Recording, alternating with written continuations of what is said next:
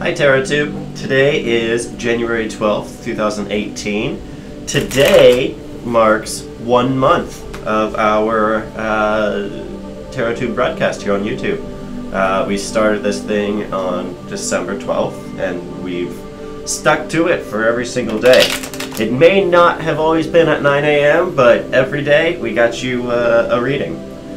So we got a comment yesterday on the video where we were talking about the sort of like conflict between motherhood and career, and potentially, you know, motherhood like blocking our career in some way. And we got a question from Michael Sharps, who is wondering, you know, he's in clearly like a prospective mother situation, and he was wondering if, you know, this bodes well for entering motherhood, whether we should be doing something like that or not. And so we'll go ahead and do a read to talk about that. If you're considering motherhood, if you're considering fatherhood, this advice might be relevant to you. If not, you know, maybe try to see some like figurative meanings in it. Maybe instead of nurturing a child, we're talking about nurturing like a creative project, or something like that. But in any case, nurturing is certainly an important element here, and we're going to go ahead and cover that. Six of Cups, getting that a lot lately. The World, also getting that a lot lately.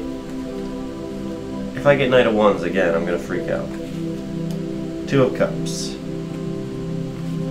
The Sun. Getting the Sun and the World in the same draw is interesting.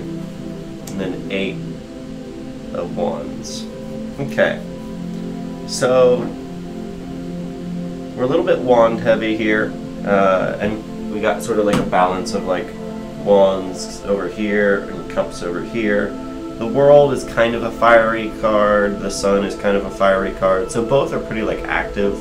I think in general we're seeing like a little bit more like movement and change with these cards.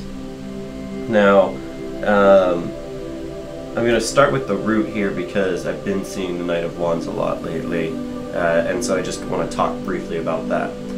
The Knight of Wands, he is a rather engaging knight. He's highly active, he's highly passionate, he has a tendency to like really just like leap into things. His flaw is that he might be a little bit quick to anger, and he might not necessarily have the impetus to, you know, see things all the way through. When he jumps into something, he might like get really, really excited about it, really passionate, get started, and then not really finish it. If you're considering motherhood and you aren't 100% sure on the father's you know, commitment, his ability to like stay in it, this could be a bit of a warning sign, because we could be talking about him there, and he might not be emotionally mature enough for this yet. So that's certainly something to worry about. If this represents you, you know, again, maybe you're not mature enough, and maybe you need to work on your ability to see things through before you start, you know, considering procreating and all that. Now, the heart of the matter here is the Six of Cups. And Six of Cups is fond memories, Six of Cups is nostalgia, and so what I'm seeing here is that a lot of what's motivating this idea to, you know, have a child is sort of like memories. You're thinking of, you know, your own childhood, you're thinking of all the happy times that you had with your parents, and that's definitely like motivating this a lot. Like there's definitely, you know, some element here where you're ultimately like connecting to like the superego of society by like, you know, trying to like connect yourself in this chain of ancestry that, you know, has perpetuated the human race for, you know, the last 30,000 years or whatever. And then our blocker there is the World. And so the World kind of represents like it certainly can represent the superego. It's number 21 in the major arcana, so it is the completion of the Fool's Journey. And it's basically, you know, this moment where everything comes together and the universe ultimately like feels totally connected. It has a lot of similar imagery to the sun. whereas the sun represents more of like the divine knowledge that comes with this. The sun is number 20 and this is number 21, so they go right next to each other. And what I'm seeing here is like a lot of aspiration to this like ethereal type of happiness, this like ultimate like connection to the superego.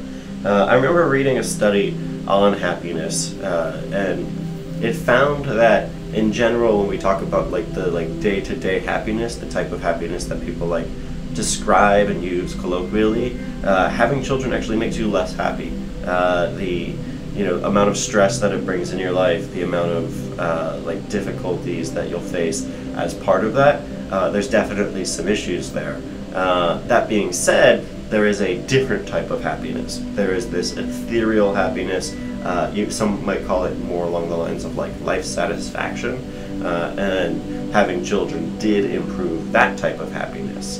And so it's just a really interesting idea that like there are these different levels of happiness. People try to think of them like a little unidimensionally, but there's a lot going on.